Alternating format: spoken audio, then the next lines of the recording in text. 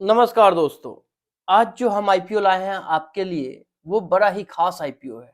जब आप अपने दिन की शुरुआत करते हैं, तो कहाँ से करते हैं? तरोताज़ा होने के लिए हम क्या करते हैं?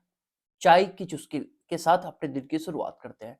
तो आज हमारा जो आईपीओ है, वो उसी से रिलेटेड है।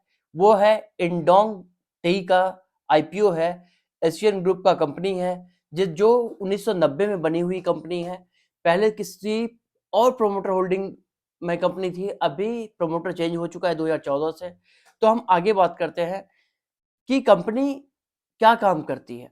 कंपनी चाय बनाती है। पहले देखिए, चाय के बनाने के प्रोसेस में बहुत सारे प्रोसेस होते हैं। पहले प्लांटेशन किया जाता है, नर्सरी में चाय के पौधे को उगाया जाता है, प्लांटेशन उसको बोलते हैं। फिर पौधा बड़ा होता है, फिर उससे पत्तियां निकलती हैं, प्लगिंग किया जाता है पत्ती को। तो ये सब जो है ना, जो मैं आगे बताऊंगा, वो प्रोसेस है। प्रोडक्ट एक ही है, जो कि चाय है, और उनके जो प्रोसेस है ना, वो अलग अलग तरीके से काम होता है। तो क्या होता है, एक सिटी सी चाय बनती है, जो प्लांटेशन किया जाता है, टी मैन्युफैक्चरिंग प्रोसेस होता है, प्लकिंग किया जाता है, रोलिंग किया जाता है, फर्मेंटेशन किया जाता है, ड्राइंग किया जाता है, ग्रेडिंग किया जाता है, पैकिंग किया जाता है और डिस्पैच किया जाता है। किसी भी सामान को हम क्या करते हैं, पैकिंग के बाद डिस्पैच करते हैं। तो वैसे ही चाय के केस में भी यही है, यही प्रोसेस है। बहुत लंबा चौड़ा कुछ नहीं सोचना है कि कैसे काम करती है कंपनी, बस सिंपल सा यही प्रोसेस है। कंपनी अपने स्टाफ के लिए स्टाफ बंगलोज बनाती है, ऑफिसर्स बंगलोज बनाती है, स्टाफ क्वार्टर बनाती है, लेबर कॉलोनीज बनाती है। तो ये कंपनी के रिस्पॉन्सिबिलिटीज हैं काम करने की। जिस गांव में, शहर में तो चाय की खेती होती नहीं है, तो मोस्टली जो गांव होता है, वहाँ लेबर के लिए कॉलोनीज डेवलप किए जाते हैं, अपने स्टाफ के लिए क्वार्टर्स डेवलप किए जाते हैं, और ऑफिसर्स के लिए बंगलो प्रोवाइड करती है कंपनी। बंगलो के साथ सर्वेंट जो आपके लेबर कॉलोनी में रहते हैं, वो सर्वेंट बंगलो में आकर काम करते हैं। यही प्रोसेस है इनके ह्यूमन रिसोर्स का। और जो मैंने आगे बताया कि चाय की प्रोसेसिंग कैसे होती है, क्या क्या किया जाता है चाय को लेकर, तो ये एक तरीका है काम करने का, बस इससे ज्यादा कुछ नहीं है। चलिए, इस कंपनी के बारे में हम ज्यादा जानने की कोशिश करते हैं। कंपनी के पास में 740 हेक्टेयर का बगान है, जहां पे प्लांटेशन होता है, फैक्ट्रीज हैं, और सारे टी की प्रोसेसिंग की जाती है।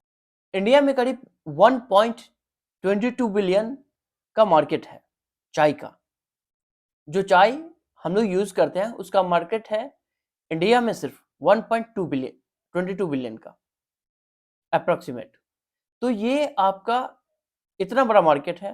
तो आप समझ सकते हैं कि कितना रोल हो सकता है कंपनी का इस मार्केट के कैपिटलाइजेशन में, कि मार्केट में चाय जो सर्व हो रही है, वो कहाँ से हो रही है, कितनी कंपनियां हैं, और ये कैसा परफॉर्म करती होंगी। चलिए आगे बढ़ते हैं।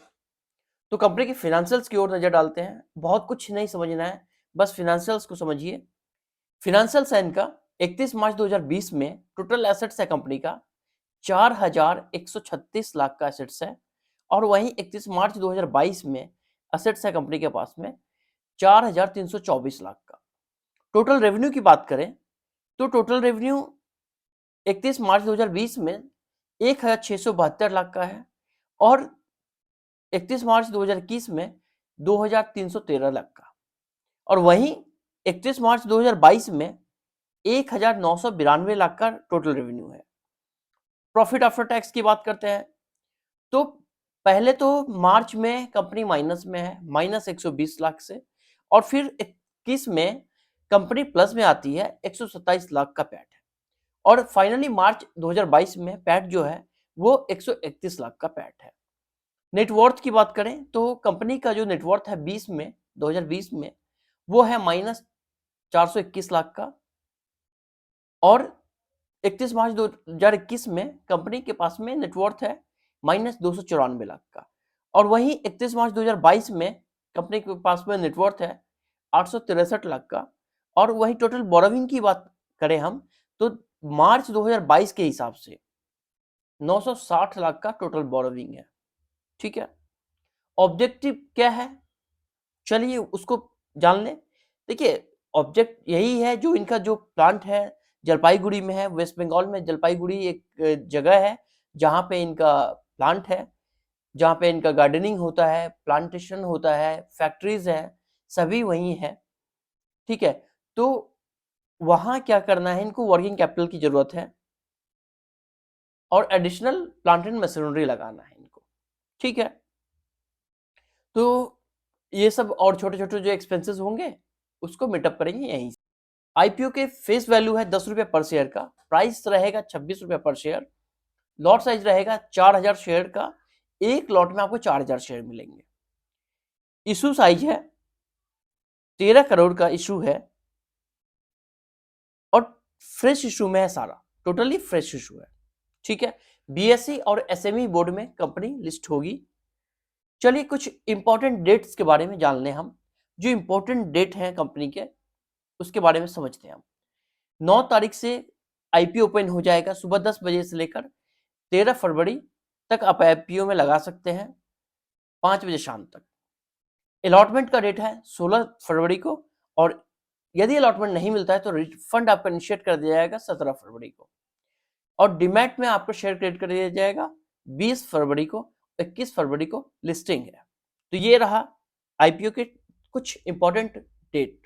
इन्वेस्टमेंट की बात करें तो रिटेल लगा सकते हैं मिनिमम 1 लॉट, जिसमें 4000 शेयर मिलेंगे और उसकी कुल लागत हो जाएगी 1,04,000 रुपये। और रिटेल मैक्सिमम भी 1 लॉट ही लगा सकते हैं, और एचएनआई लगा सकते हैं मिनिमम 2 लॉट, जिसमें उनको मिलेंगे 8000 शेयर और उसकी कुल लागत हो जाएगी 2,08,000 रुपये की। चलिए प्रोमोटर होल्डिंग के बारे में कुछ जान लें। प्री इश्यू इनका जो है होल्डिंग अभी वो है 96.09% का, और पोस्ट इश्यू इनका होल्डिंग हो जाएगा 64.03% का। कंक्लूजन पर पहुंचते हैं हम बहुत जल्दी। तो मेरे तरफ से इस आईपीओ में ना लगाएं तो अच्छा है, क्योंकि यदि आपको टी में ही जाना है ना, तो इससे अच्छे अच्छे प्लेयर ऑलरेडी लिस्टेड है मार्केट में, वहां आप जाकर आराम से पैसा कमा सकते हैं। वैसे टी इंडस्ट्री में बहुत ज्यादा आप सोचेंगे कि हैंडसम रिटर्न मेरे को इंस्टेंटली मिल जाए, तो वो संभव नहीं है। तो उसके लिए आपको वेट करना पड़ेगा, होल्ड करना पड़ेगा शेयर को। और खास करके अभी इस कंपनी में मैं ना तो लिस्टिंग गेन के हिसाब से बोलूंगा जाने के लिए, और ना तो लॉन्ग टर्म के लिए बोलूंगा। हो सकता है भविष्य में कंपनी अच्छा करे, तो आपको अच्छा लगे तो कंपनी में आप इन्वेस्ट कर सकते हैं, लेकिन अभी फिलहाल के लिए मेरी तरफ से ना है। इनका जो ट्रैक रिकॉर्ड है फाइनेंशियल का वो बहुत अच्छा नहीं है, बहुत ही अट्रैक्टिव नहीं लग रहा है मेरे को, तो इसलिए मैं इस आईपीओ से दूरी रहने के लिए आपको सलाह दूंगा। तो मेरा ये मानना है कि इस आईपीओ से दूरी रहे तो अच्छा है। यदि वीडियो अच्छा लगा हो तो चैनल को जरूर से सब्सक्राइब कर लीजिए और वीडियो को लाइक कर दीजिए। यदि आप ऐसे ही कंटेंट से हमारे साथ जुड़ना चाहते हैं तो हमारे साथ बने रहिए। धन्यवाद।